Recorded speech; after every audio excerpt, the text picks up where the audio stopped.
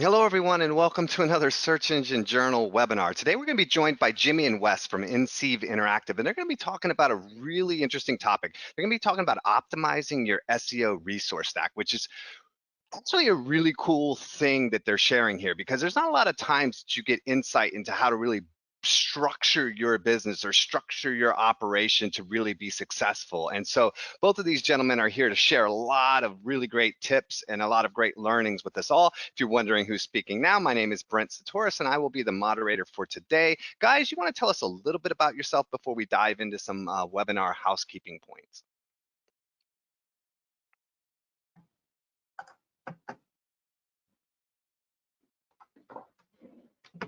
Yeah, so Jimmy, are you there? Jimmy's muted, by the way, Jimmy. So I'll just talk quickly about who we are. We're Inseev Interactive. We've been around for about 7 years. My name is Wes Flippo. I'm the Vice President of SEO. We have Jimmy Page on the line as well. Might be having some technical difficulties, but he's our founder and president. We're a performance full digital marketing agency, but we focus on SEO. And we're excited to be here today to talk about this topic with you guys. Awesome. Let me run through a little housekeeping. Wes, I don't know, do you have the presentation with you as well? Because I might just have you pull it up in case you need to present and take over. I do. I'll get Okay, that so let's go ahead and pull that up, and then if Jimmy doesn't come back on by the time my housekeeping points are up, then let's just have you share your screen, and Christina, let's make sure he has the ability to do such. All right, so housekeeping points, keeping everything in flowing and keeping everything in line. If you have any questions whatsoever, comments, or want to share anything that you think is appropriate for the presentation and for the webinar, there is a webinar question box at the bottom of your screen in GoToWebinar, and that is where you would put all of your questions in. There will be at least one poll, possibly two, throughout this presentation. This is your opportunity to kind of participate and give us your thoughts. It's really helpful because we do the poll, we see the results, and both Jimmy and Wes have the opportunity to kind of, touch on points that might satisfy the particular audience spread that we have. So it's definitely an opportunity to, kind of jump in there and give your thoughts and help us help you, right? At the end of the entire presentation, we will have a Q&A. So all of those questions and those comments that you put into the GoToWebinar question box at the bottom, we will keep all of those, and at the end of the presentation, we'll have a 15-20 minute Q&A where we'll try to go through and answer as many of those questions as we can. We will do our best throughout the entire webinar to link any resources. If Jimmy's talking about something that he's using, or if Wes is talking about a tool or an article and we can link that resource, we will try to do that in the chat. If we miss something, or if you specifically would like to know something, just make sure you ask in the question box.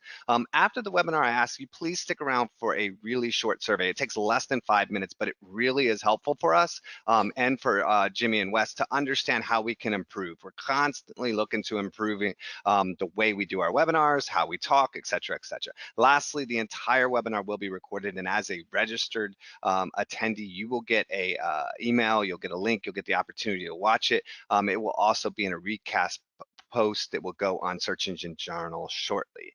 Without any further ado, let's dive in. Let's make sure we get Wes to be he's the presenter. So you have control of the deck now. Yay! Let's rock on, Wes. It's you. You're crushing it. Awesome. All right. Hey, everybody. So we already kind of went through these intros. These are some of our clients that we work with. So we're about 65% e-com, 35% lead gen.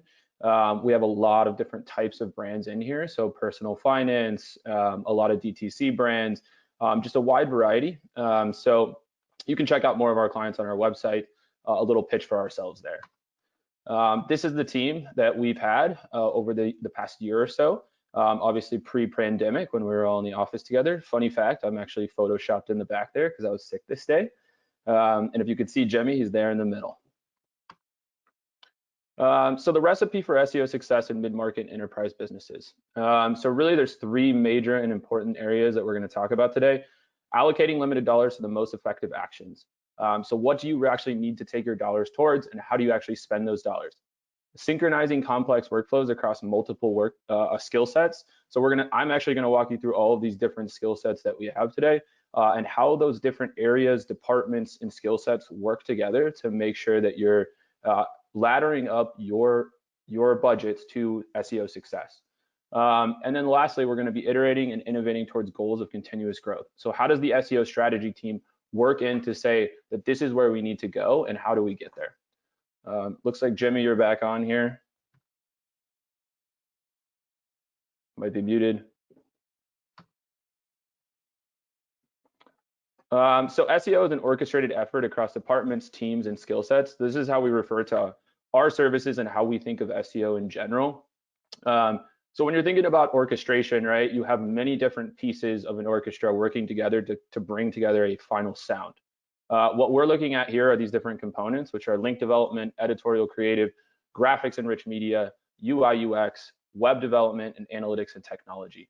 The greatest challenge really is not knowing how to optimize a website. It's getting the right amount of each of these facets to function together at the right times. So how do you make sure that when you have a large budget in SEO, you're getting the right areas in this to make sure that it's laddering up to that success?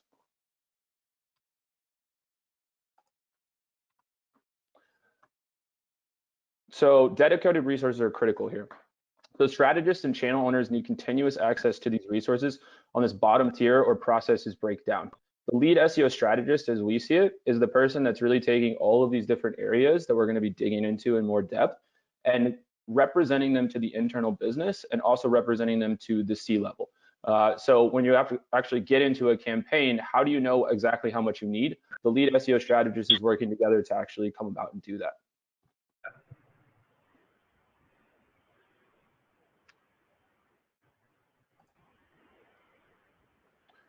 Okay, so now I'm going to actually dive into these different components here of what actually makes up what we consider the SEO ecosystem. So SEO strategy, like I mentioned in the previous slide, really does represent the channel's performance to the business. So the SEO strategist is the person that's going up to the C-level and saying, hey, these are the resources we need, this is the progress we're making, and this is how we're going to go about it.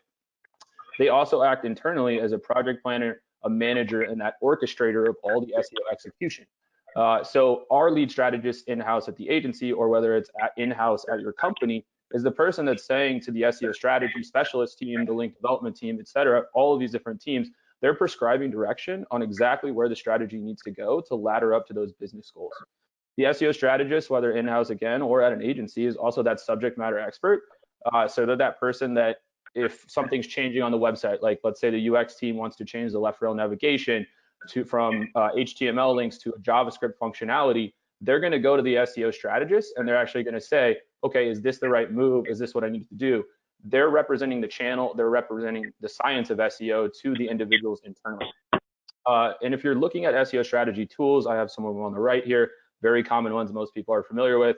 Your SEO strategy tool set might cost you anywhere from around $500 to upwards of 5,000 or 10,000, depending on what you're spending on. Tools like BrightEdge are a lot more expensive at the enterprise level. A tool like Stat is tracked by the number of keywords. So if you have 5 domains and you're a major e-com and have thousands and thousands of SKUs, you might be tracking 20,000 keywords across many different sites, and that might be very expensive. These are the types of things you need to take into consideration when you're thinking about, is it going to be in-house or on the agency side, which Jimmy is going to talk a lot about later on in this presentation. The lead SEO strategist drives the annual planning. So if you were to hire an in-house strategist and you were to say, okay, I need a strategist to come onto my team, the first thing that you would have them do is say, build me a 12-month roadmap, figure out everything about the business, figure out everything about the website, give me a technical report, give me a content audit, figure out how we've been performing, give me a list of keywords, all of that stuff. So that's exactly where we start on our end, and that's exactly where you should be starting it if you have a lead SEO strategist on your team. That 12-month planning comes out into what we call either quarterly business reviews or monthly deep dives. And that's where we're actually doing the strategic alignment and saying we're reconfiguring exactly what we need. So if you build a 12-month plan, it doesn't make any sense in SEO to just stick to that 12-month plan. One, because there's major core algorithm updates every single quarter, basically, many times a year, the algorithm's shifting and changing.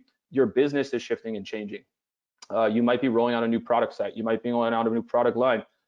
You might be killing an area of your website. You might be acquiring a new business. All of those things are going to have a major impact on SEO, and the service mix that's necessary. You can't just say we need content when you're acquiring a new business. What you actually need is a bunch of strategy work to say, how do we integrate and consolidate those two domains? What pages are necessary to maintain all of that? So we're looking at that on a monthly level, and that really is the lead SEO strategist's job to be driving that forward. And then you have the C-level executive presentation at the quarterly level, where you need to get buy-in for your budgets to understand, hey, okay, if I need more resources on content because we just started spinning the content wheel, we're up 400% on editorial traffic, we need to double down on that. Let's go get more budget. Let's present that to the C-level and let's get that budget. One of the next departments or facets of what we think of as SEO that needs to kind of work together here is link development. So authority metrics still make up the backbone of the algorithm. I think there's no denying that. Everybody understands that. Probably estimating 50 to 70% of the algorithm is dependent upon authority, whether that be at the page level or at the domain level. Link acquisition for a large brand looks really different than link acquisition for a mid-market or a small business, partly because you have the brand name behind it. A Fortune 500, if you're able to represent that company or do it internally and say, hey, I'm wondering if you can add me to this article, or whatever tactic you're using, unlinked brand mentions, link sculpting, pitching as a resource, those type of tactics for link development are a lot more effective when you have a substantial brand name behind it, a name that people recognize. When you're in a smaller and mid-market business, you're going to have to be a little bit more creative on how you actually go about your link development. Linking strategy and all of these different facets that we're going to be talking about are really derived from the strategy team. So the SEO strategist is communicating internally to say, what are the most important products that have the highest levels of margin that we want to be ranking for no matter what? What products or sets of products, categories of products might have the largest search volume that we need to go after. So then the strategist is the one that's actually saying, hey, to the outsourced partners or to the internal teams, this is exactly what we need to go after, and this is how we need to do it. In terms of the tools that you're actually using for link development, I have some of the common ones here, a little bit of overlap from the SEO strategy side. One thing to consider about tools and outreach is, and in link development, is if you are doing outreach internally, you're going to have a lot of cost for outreach automation tools and database tools, such as BuzzStream, Pitchbox, or some of the ones out there that are really popular. So your cost for link development tools might be ranging from a couple $100 to a few thousand, depending on how large your department is, how many emails you're sending, how many brands you might be representing, all of that stuff. So again, a consideration you need to think about when you're looking for, should I be in-house or out-of-house, agency side, right, for link development services. Editorial creative. So I think we all have heard content is king, or 10x content, right? Very common ideas in the SEO world. Content's going to continue to be an invaluable piece of the SEO mix no matter what, mostly because Google's trying to understand what types of content to rank and who should be ranking for them, right? In our opinion, the editorial team should be made up of writers approaching topics with a journalistic perspective. And my point with this is there is a lot of regurgitation out there on the internet where people are just taking articles and rewriting them in a different way to try to create some unique content and get traffic that way.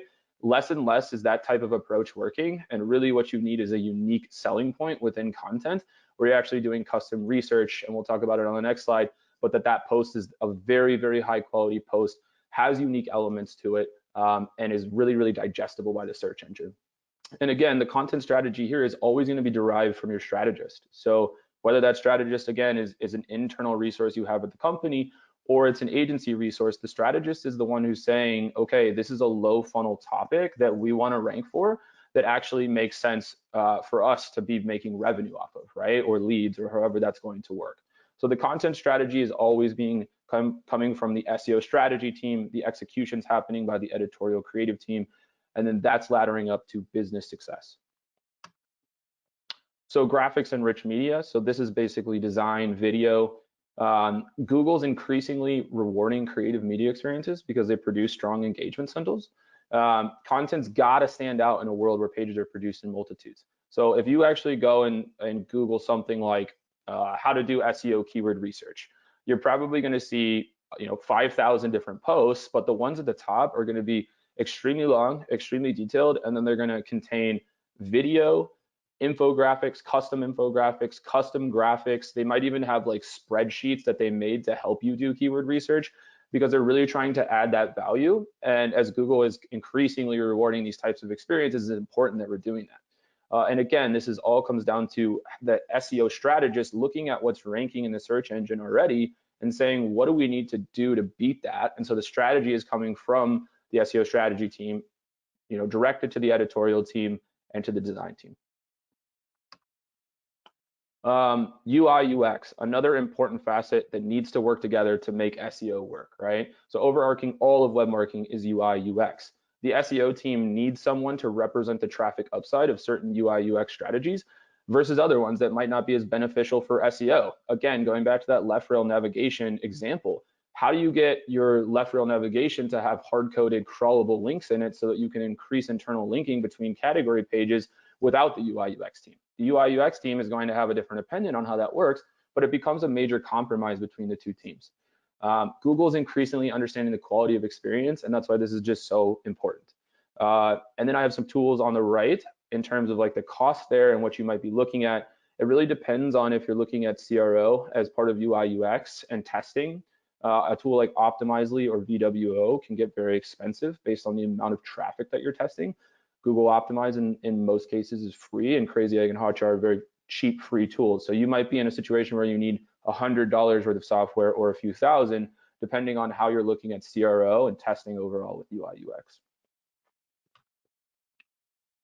Web development. So web development is the crux, I think, of a lot of failed relationships that we've had in the past and overall SEO campaigns, right? Because if you're failing to consistently clear this chain of resources, it's going to be a massive hindrance to your success. One of the first questions that we ask is we say, what are your development hurdles and how do we get around those? Are you in a code freeze? What does the queue look like? Those types of questions to understand what does it actually take to get something built and created on the site. The web development team is really taking direction from the SEO strategist roadmap that's being designed by UI UX teams and then approved by e-commerce site experience managers.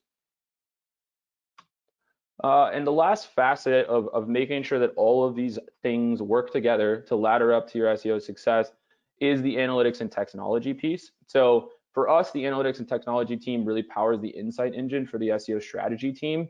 In SEO, you need to be looking at things by page level and page type, and then brand and non-brand to really understand performance. And the more you can marry those two things together along with keyword rankings, the more powerful you're going to be able to be in your insights to say this is working or this isn't, or we need to pivot or we need to double down. Whatever you might need to do is coming from that type of data. So these are our dashboards that you're actually seeing on here that are showing how we do that through BigQuery and Tableau to actually categorize all that data. And SEO technology advancements are also powering things like A/B testing, right, using Google's causal impact algorithm, and then crawlability and automation.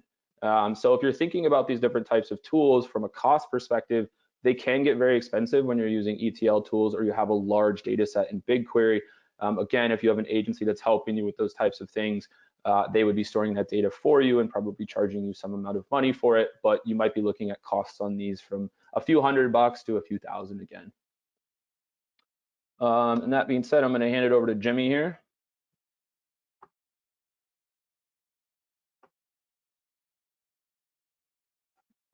You might be muted, Jimmy. Sorry, can you hear me now? Yes. Awesome. Well, thanks, Wes. Sorry that I am late, everyone. Worst case scenario, internet dropped the second that this started, so apologies. Wes took some slides for me there. Much appreciated. So Wes has kind of been through with you what facets go into SEO, regardless of sort of where you get the resources from on the human side and technology side. This is a start to me talking to you about how you actually put these resources together based on what your company and what your needs look like. So this is just a purely hypothetical. We actually used a real client's purely hypothetical view of a fractional breakdown of where your dollars need to go. This is across a 2-year period, right? So it starts with a lot of research, a lot of planning, and that is all the SEO strategist, right, who is kind of driving it forwards for the business, also really representing the channel and its performance. And so it starts off with all of that planning, on-page work, getting the site set up exactly the way it needs to be, getting the architecture of it so that as the site grows and people work on it, it grows well naturally. Over time, what happens is there's less and less time needed from that SEO knowledge expert in the vast majority of websites, right? And the needs transition more to execution level work, things that are actually going to be consumed by Google and be produced on the site, more or less, or around the site, I should say. And so, you know, in a mature program, as you get out of planning phases and out of initial setup phases, you need that budget, you need the resources that you have to be going to authority building and link development. You need to be going to editorial content and other production teams and work. You need to be going to analysis and analytics and those kinds of things. So, you know, there's the thing about SEO versus other sort of marketing channels is that your needs across departments and skill sets vary massively over time. And, you know, we see this as being kind of the number one place where dollars are wasted because, you know, a lot of setups don't allow for this type of flexibility. So moving on to the next slide, Wes, there's kind of a spectrum of ways that you can do this, moving from you're doing everything internally to you're kind of doing everything externally and a lot of different things in between. I'm going to talk to you in a minute here about what that looks like really by size of investment in SEO. But, you know, there are a lot of ways we see a whole lot of configurations and a lot of configurations that probably are miscalibrated in context to the chart of needs that I showed prior to this. So you really need to think about, you know, does it make sense for me to be hiring internal resources? How do I get 7 different skill sets or so to cover up on all of these things that I really need to execute on SEO campaigns? How do I make sure that those resources are dedicated and can't be diverted to other things in the business, if you will? There are a lot of hybrid kind of strategies. Most people are somewhere in the middle of this, where they might have one internal person who's maybe responsible for more than SEO, managing an agency or multiple agencies that are doing componentized things for service execution. A lot of times there might be 1 or 2 people in-house that are also doing a lot of the work, but managing those external relationships as well. And you'll notice the bottom here is showing software costs. If you're doing everything in-house and maybe you have a few websites or just one website, there are real inefficiencies to owning the software stack that you need to do SEO right versus, you know, in the purely outsourced model where an agency or some kind of outsourced team is sort of holding all of the software costs as overhead. They're getting economies of scale. You tend to get efficiencies when it comes to software as you do more outsourcing. Excuse me. So these are just kind of let's think of them as arbitrary levels that we picked, but pick them because we see a lot of budgets, say in the 10 to 12K a month range. That's at under $150,000, top of the pyramid. It probably should be the bottom of the pyramid in terms of like, it is where the vast majority of budgets are, right? Then we have that middle where maybe you're between 12 and 40K. And really all of this is in context also to your internal team, right? So if you, for example, have 2 full-time SEOs or something, you might have $150,000 of total cost and investment right there before you start actually doing work that is going to hit the website. And then you have that tier of kind of $500,000 plus, typically more sizable teams. You know, there are very large companies spending millions of dollars a month on initiatives that we would put inside of an SEO bucket. So we're going to talk through things in these kinds of chunks in the next few slides. So again, probably from having looked at the list of registrants, the vast majority of the people on on this webinar today, and really the vast majority of companies in general are in this bucket of having less than $150,000 a year, right? Or say less than $12,000 a month. You know, I'm sure there are people here who have no money. I'm sure there are people here who have $500. I really want to make sure that this adds value for everyone. And I think it's actually important, regardless of where you are on the size scale, to understand how this works at all sizes, just to be a better SEO, right? Or to be a better marketer when you're looking at how to put SEO to work. So I think, you know, one of the biggest things that we see is that these smaller budgets, people blow out overhead too quickly in terms of software costs and in terms of like full-time labor that may not be the right labor or right skill sets that people need. Rarely wise to spend over half of your SEO budget at these smaller budget levels on staff, if you will, or what we would call SEO strategists within the SEO umbrella. And you want to focus resources as much as you can across a year on things that are going to actually move rankings forward, right? And not kind of sitting in meetings and planning all year. Outsource options tend to be critical to actually put together the right mix in these levels of budgets. You can go ahead and go to the next slide, Wes. So this is something we see a lot of. So let's say you have $10,000 a month or $120,000 a year. Very often we see companies putting immediately, you know, let's say there's a range from 70 to 90K for a relatively experienced SEO that could kind of come in and run a program for you.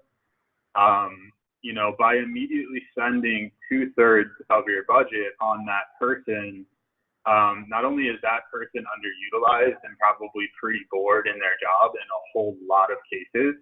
This is not all cases. There are some cases where that person's job is what a company needs, but most companies don't want to be allocating that much money to the SEO strategy pillar, right? And then having these small chunks of $5,000 or $10,000 across a year to do the things that Google is actually going to react to. So, you know, if there's a place where we're going to kind of talk about our agency and really show like what our value is, this is our model. All the architecture that you've seen here in terms of departments is our model. And, you know, what you get by going with a well-organized agency or with some series of outsourced partners, we can talk about that in a second, but you get the ability to say in a year, we probably spend $20,000 or $25,000 on the strategist, which is about what you need on average, right? With that $120,000 budget. And you can't hire a good SEO for that, obviously, right? But because the agency model has the ability to spread that across multiple clients, you get exactly the amount of that you need. And then every month we're rebuilding and building in 12-month sprints, 1-month sprints, quarterly sprints, how to allocate services across all of these departments, right? So I think it's what we see a lot of companies do is spend all of their budget, right? They just hire an SEO strategist in-house and don't give that person any budget to manage, if you will, or any ability to spend money on other things. And there's just a fundamental misunderstanding of how to kind of get the best returns from your dollars, right? So spent a lot of time on this one. We can go on to the next one here, Wes. So as you transition to slightly higher budget levels, you may have 1 or 2 people in-house who are controlling a lot of spend and really are doing all of the roles of a strategist and being the kind of channel manager to the business, if you will, but are also managing, you know, a more complex web of supplementary agency services across content creation and link development, which is a lot of different things. So, you know, once you get into that $150,000, $200,000, $300,000, $400,000 a month range, you start to have a lot of options here. And, you know, I think these are the people who really, at the kind of CMO, CFO level, a lot of times have the ability to get a lot more out of what they're spending, or in reality, in some cases, can just do the same they're doing now with a lot less. Obviously, there's more budget at stake to find opportunities and efficiencies. And as you move into that $500,000+ a year range, you probably kind of know what you're doing to some degree, right? Have quite a bit of experience, hopefully. I think the big takeaway here is that if you're growing budgets over the life of the business, when you start to get to these levels, obviously there are a lot of considerations outside of just the SEO department for this, but you may want to start looking at how to get efficiencies by taking stuff that's been done by agencies and moving it back in-house, right?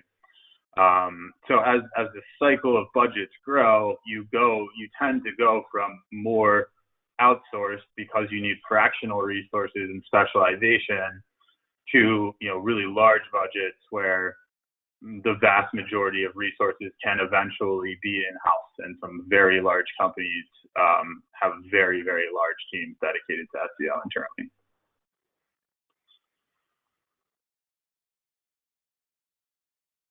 So a couple of poll questions here. We appreciate your participation. Just want to get a sense for where people land on these things. We're going to ask you how much you invest in SEO, including staff that's dedicated to SEO. And then we're going to ask you on a scale of 1 to 5, how well allocated do you feel like that budget is? So let's dive into the first of the two questions. How much does your company invest in SEO annually? 0, less than 150,000, 150,000 to 500,000, or more than 500,000, or it doesn't apply to me at all. So the difference between the first one is it applies to you, but you don't have any investment. And the last one is it doesn't apply to you at all. And I'm going to let everybody have a moment to kind of cast their vote. Again, if you just take a moment, it will help us out a lot to get your answer. And again, we're going to move on to another poll question right after this one. And then I believe that's the last of the polls. So your obligation to click a button is over and you can go back to relaxing. I think we have enough data here to have a statistical analysis. So I'm going to go ahead and close this out and share with it. And you can see that the majority of people are in that less than 150,000, right? Over 0, but less than 150,000. Which I think is pretty, in my mind, pretty accurate. I don't know what you guys think, but. And then I believe we're going to go right into the next poll, which is going to be on a scale to 1 to 5, how well allocated is that investment? On a scale of 1 to 5, let's say that 1 is not well allocated and 5 is extremely well allocated, right? It's very well allocated into specific organizations and departments, and it's really monitored and tracked. And 1 is like, we have the budget, we just do whatever the hell we want with it. And again, I'll give everybody a chance to kind of give a vote here real quick, and then we'll share the results. And you can see where you fit compared to everybody else in here. All right, I'm going to go ahead and close this out and share with you. And you can see that it's right there in the middle. About a good majority of the people, not the majority overall, but the majority of the people who voted, right about there in the middle. So I think that looks pretty good. It's interesting that it's probably honest to acknowledge that nobody has it really well allocated, but that should be a goal. Thanks, Brent. So this is our last slide here. A lot of people are probably sitting there saying, well, how do you pay this off, and telling me what I actually need, right? We're giving you some basic guidelines here on how to think about it. The process, and Wes kind of showed a slide on it when he was talking about SEO strategy, is do a whole lot of research and put it together in like a business planning, business consulting kind of mind frame of what really needs to get done, what are the lowest and highest impact items, what priority is necessary here, and how do I tackle those things. So we have an exercise and a process for doing that. It generates 12-month planning, and then you re-sprint all of that stuff every single month. You need to be honest with yourself. Like up front, you want to look at how much opportunity you have. If you're a teeny tiny brand new direct-to-consumer business in a massive category, like you sell sweaters or something like that, and they're not especially differentiated in terms of modifiers and things like that. It might be that in viability and research, as we start to work with you, we kind of say, like, before we engage, we kind of say, we don't think there are legs here, and you probably have a lot more upside in other channels. So a lot of times that's the reality, right? You need to get a sense of how much is in front of me, what have other people done, and how have they gotten there, what level of resources. A lot of cases, like I'll use CBD as an example. It's a knockdown, drag out, flooding with players, like, you know, went from dozens of players to thousands, if not tens of thousands over the last few years. And everyone is spending money. There's a lot of black hat money being spent in that industry. So you need to be realistic about, like, what can I achieve? And if I'm looking at the mix of an industry and what's happening in it right now, like, where do I play in that, or do I just choose not to, right? And there's just a massive kind of spectrum of those types of things, and how you apply the frameworks that we talked today and other more in-depth SEO research processes to really get that optimal mix of dollars spent, and really using a process to make sure you never lose sight of that. So thank you, everyone, for your time. Awesome. Great job, guys. You know, thank you everyone for the questions. We have an interesting collection of questions in here, which I think really kind of follows suit. I mean, if we're talking about what we're talking about, is we're trying to establish how do we build a team, manage a team, put together a group of teams in order to accomplish SEO initiatives, right? Like, how do we manage that? How do we make that, you know, an accomplishable task, right? So we have a lot of questions that kind of ask for some variations of the information on that. For instance, the first one we have is, this really seems like a good structure for a large team, such as the one that you outlined in your, you know, that you have and that you've outlined. What do you recommend for a small team to optimize SEO actions? 1, 2, maybe even just 3 people?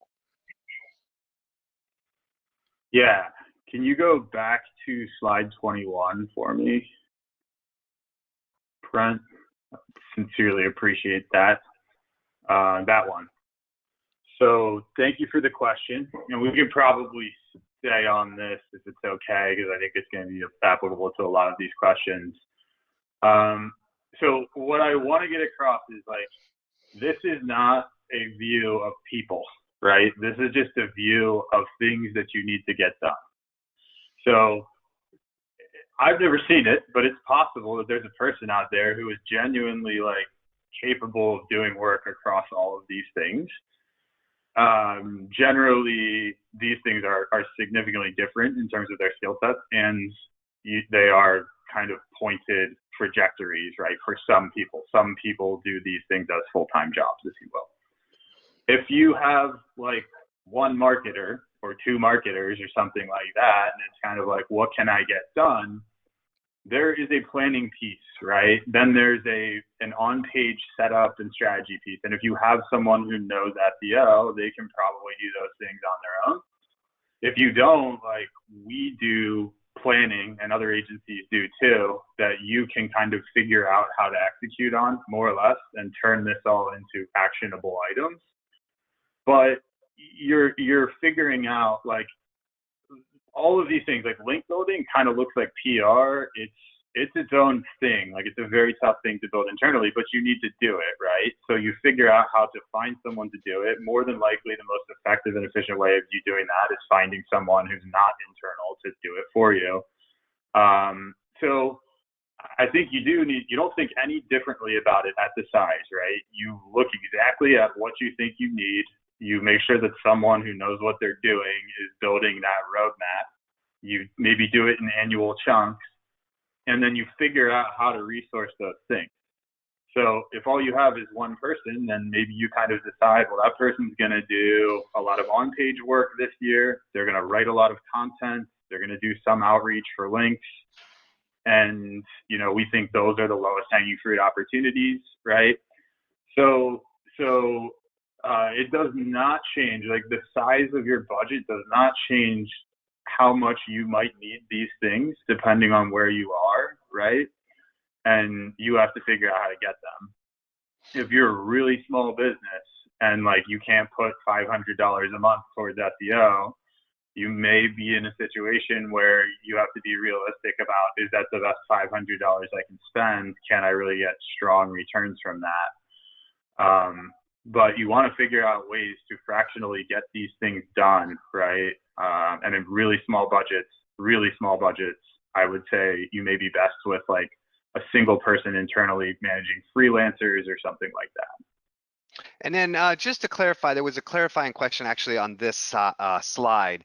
When you talk about budget, you're talking about budget to outsource, budget to hire internally. You're talking about, you just have a budget for SEO, whether it's to hire staff or it's to spend money elsewhere, or are these numbers like on top of the staff that you need?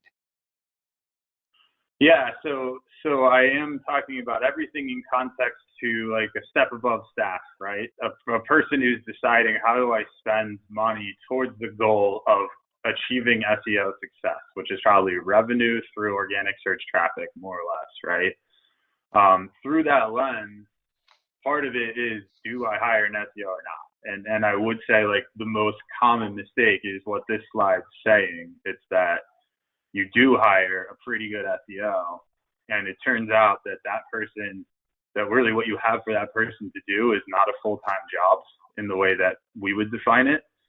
And so that's a problem in itself for keeping that person motivated and happy. And it's also not leaving you the money that you need to spend it on these things that are actually going to drive rankings up, right? A good SEO strategist, someone who's really a solid knowledge expert, can be that channel manager, can be that analytics expert representing performance to the business. They're not the person that's going to want to sit there all day and send emails, right? Or something like that. Like, you have to be realistic about what these skill sets are and get the right people at the right levels in the right seats. You make a really good point there, and that's the fact that like if we're being honest, at an SEO capability level, a strategist is not going to work full time unless you're working for a major publication, a very large scale company, and you have a lot of initiatives that bleed across different departments. You're not likely going to spend a full amount of time. Most of the time when I do consulting, it's 4 to 8 hours a month for strategy, right? Very heavy in the beginning. It's like a couple weeks in the beginning, the first 3 months, it's like maybe a good solid month worth of work. And then it scales back to, a good, solid day a month to kind of check in on things and drive things. So that in mind, would you say that somebody who's really kind of trying to build a team like this, should they focus more on having like, if they want to have somebody in-house, should they have a content writer in-house and a link builder in-house and then outsource, the strategist? Or is it better to have the strategist even part-time that's working with them, or an outsourced strategist, and really focus on having the kind of like the labor internal? Or does it really matter to have anything internal?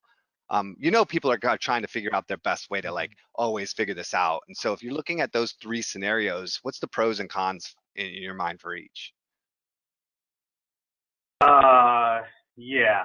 So I think I understand the question, and it is challenging, right? Again, like, I don't want to sound like I'm saying, hey, go to my agency and do this, but I really do think that it budgets under, say, $100,000 a year, using what our setup looks like is the best thing that you could possibly do, because you literally every single month can completely shift how your resources are allocated across these things.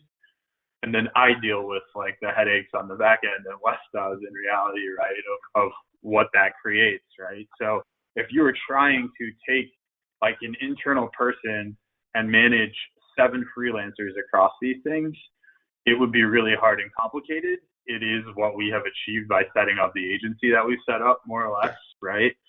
So I will say that, right? And I'm not saying we're the only agency that have a good setup for this type of thing, but I think an agency is a good thing to look at if they really do have like full service capabilities across these things, and the ability to do what I just described. Most agencies will sell you a package that is inflexible or a retainer that is really ambiguous, right, in terms of what you're paying for. To take the rest of the question, like, I think you can get good efficiencies from having writing internally, but writing an editorial is a multi-stage process. It's like one person. I think it's not the right way to do it, right? You need at least two people who are playing off each other and checking each other's work and giving each other feedback for that kind of creative work, I think. But, you know, it's an area to look at. So I think if you're looking at, like, I want to have writing in-house or something like that, maybe you do work with someone to just create an annual plan for what you're going to do with on-site to include content, right? You make sure that you clearly understand that and you execute it across the year, and you go back through that same process the next year. So I think that's one way you could do it. It's interesting. I don't think it's easy to find like a fractional SEO resource and then get some of these executional things in-house.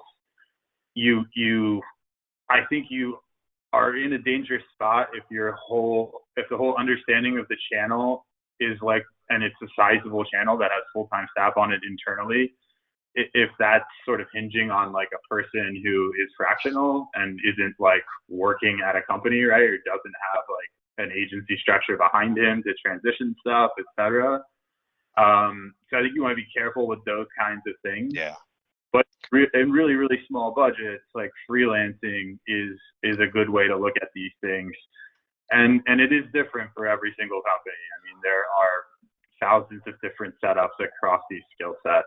So hopefully that's an answer. I always tell people this. I mean, Super Bowl commercials work. They work really, really well, but they also cost really, really a lot, you know? So, you know, just because something really works doesn't mean that you can always accomplish it with the budget that you have, and you have to be real with yourself. I mean, I'm telling just my experience, right? I always recommend people go with agencies right now. I do recommend that they, look at the contracts, really question everything they're getting, really look at what the engagement is so that they understand the value of what they get. But I mean, anytime you decide to hire a random mechanic, you may find that diamond in the rough, but most likely you're going to find somebody who doesn't quite have the structure. But beyond that, SEO, I mean, this is one thing I would really drive home to everybody, is that SEO changes constantly. And when you are a contractor in the thick of trying to work with 4 or 5 clients, you have zero time to learn. Like, outside of what you're practically working on, you have a really hard time paying attention to sessions and listening to some of the experts in the world who are doing the R&D. There's only a small percentage of people out there that do the R&D on SEO, and then everybody learns from those people, and it trickles down to the consultants and stuff. But you have to realize, most consultants I see out there with the $500 a month, and I'm not saying this is everyone, there are diamonds in the rough, are talking about tactics that are 4 or 5 years outdated. And so what you end up getting is SEO that actually hurts you. It doesn't help you. So that said, based on what we're looking at with the structure and stuff, what can people do if they have to scale it away? I know we want to say, like, you have to do all of these things, but could you get rid of link development? Could you get rid of custom graphics? Could you get rid of, some of these other elements? And could you just really focus on like content creation, or really focus on your technical SEO? Like, is there an area, if you could only focus on one thing, that people should try to focus on? Yeah, go ahead, Wes. I was just gonna say, if you can only focus on one, I think that's very difficult in and of itself. The research and planning project that we do at the beginning, that any SEO strategist needs to do to understand a business, is going to give you a lot of that information right off the bat. If you look at your industry and you look at the competition and you say, okay, I look at the DA ranges for the top competitors in there, and they're all right around where I am already because I've had some good PR happen naturally over time. Link development might not be as important, right? But you don't know that until you really dive into it. And if you already have some of that link development authority built up, and then you realize, well, I haven't invested in a lot in content, that might be the area to go. I think the reality is that it's very, very different for every single business. And another example that we see a lot is we come into a Frankenstein, very old, archaic platform where they actually have the authority and they have decent content on the site.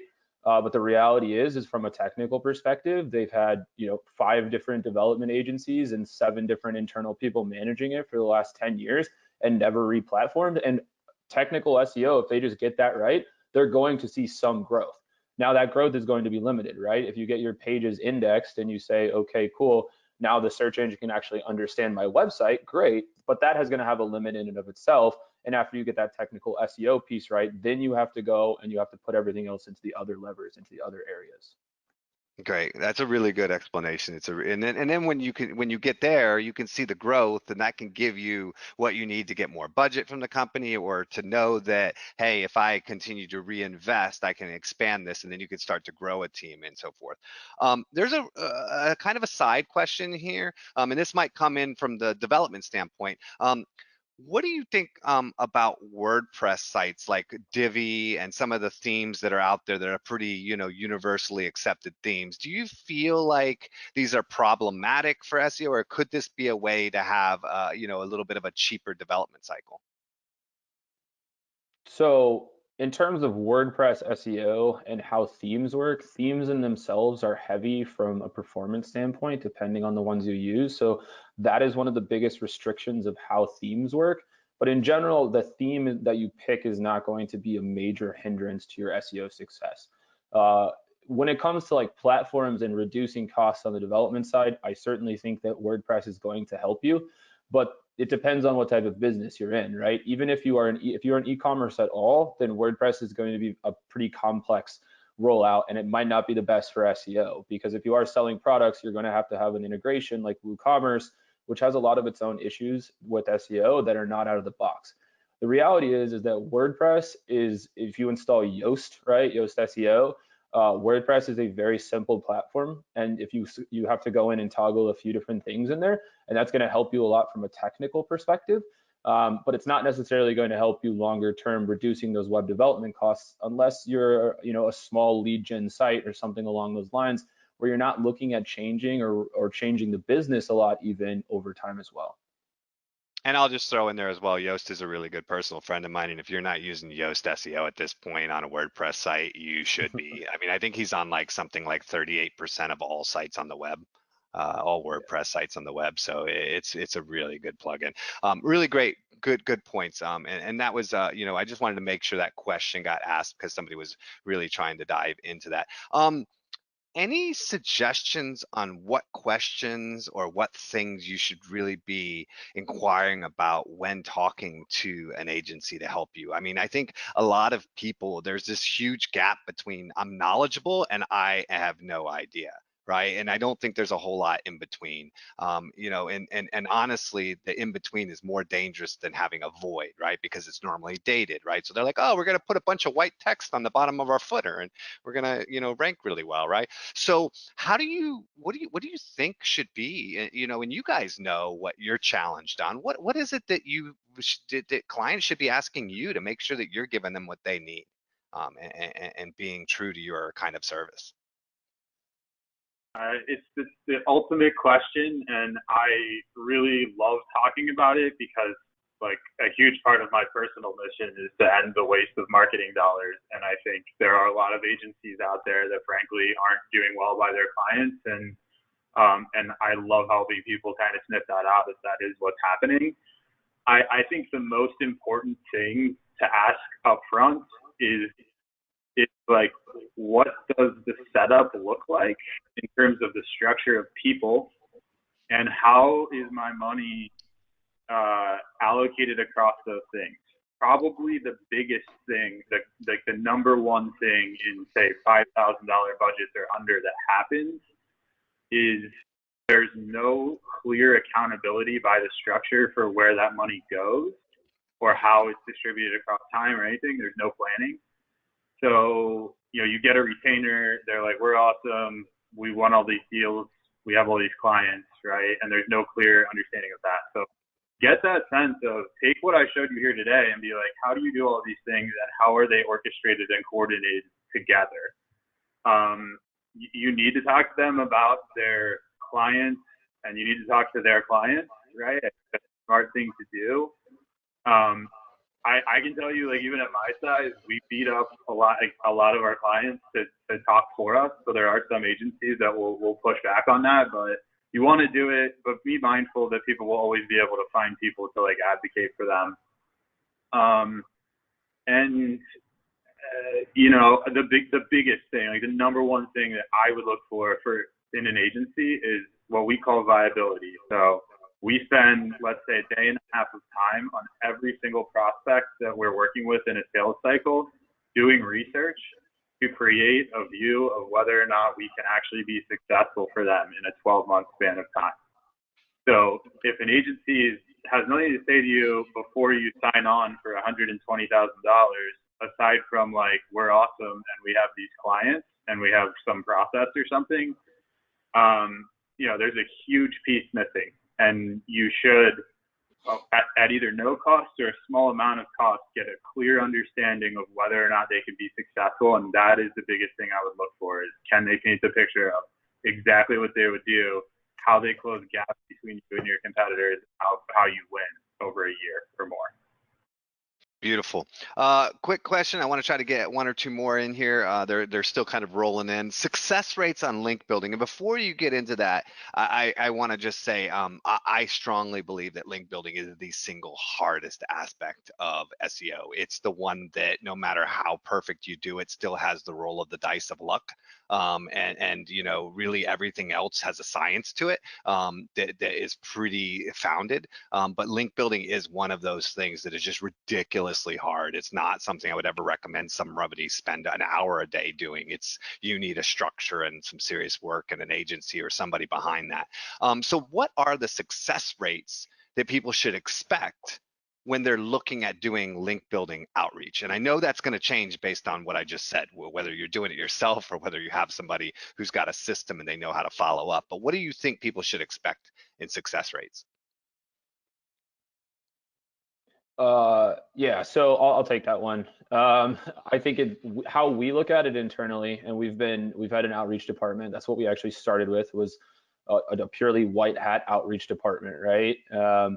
We've had that department going for about 7 years, so we have a huge amount of data on this. We break it down by industry type and by tactic type. So we have dozens and dozens of different types of tactics. And the reality is that pitching as a resource to say, here's a piece of content that I want you to add to a resource page, versus like an unlinked brand mention for a Fortune 500 client, are going to have vastly different conversion rates. One of the most interesting industry changes that we've seen this year specifically is conversion rate changes due to the pandemic, because I know that personally, on my computer, I have gotten, in my email, I've gotten more spam than I ever have, right? From random types of people, more outreach than has ever hit my inbox in the past years. And I think that's just a trend that's happening. And so we've actually seen conversion rates decline pretty significantly. If I'm trying to give you like a random, I would say this is kind of random, but I would say a lot of tactics convert in the 5 to 10% range. And we've seen some 30 to 40 to 50% declines in that. Year over year when you're looking at it. Some of the most, like, to give you a little bit more concrete data, like unlinked brand mention, we probably convert somewhere between 10 to 13% of outreach that we do around those. Nice. And I would definitely say, if you're trying to just build a couple links on your own and you're really trying to think about it, think a little bit about what somebody would publish. Don't just try to get what you want published. Think about what somebody else wants to publish, because people want quality content and people want the opportunity to, you know, allow you to guest blog or allow you to provide some context for an article that they're going to write about, or share a resource, but they definitely want it for what benefits them. And so if you take the time to find what will benefit them, you have a much higher success ratio, and it shows a personal interest in their company as well. So we are completely out of time. We have a couple more questions in here. I'll make sure that these get sent over to both Wes and Jimmy, and we'll get these over there. Sorry, a couple more questions popped in. I was going to see if any of them were really short. Nope. I think all of these are going to take too long to answer. Sorry. There are 5 or 6 more. I will send them over. We'll make sure they get answered, and we'll get that information out when we do the recap post. So if you didn't have your question answered, definitely check the recap post. But big thanks to both of you, Jimmy, Wes. A lot of really good information in there. Good Q&A session. I feel like this is really helpful for people in an area that's typically a bit, hard to navigate through. So thank you for being willing to kind of, showcase what you guys do and some of the strategy behind it, and really answer these questions. Absolutely. Thanks for having us. Thank you, everyone on here for your time. You're on mute. Oh, there we go. And everybody else who joined us, thank you very much. Jimmy and Wes, if you have any questions for them at all, definitely reach out to Inseev Interactive, talk to them, find out what they can do for you. And thanks again, everybody, for joining. And thanks again, guys, for sharing the information. We will see you again shortly.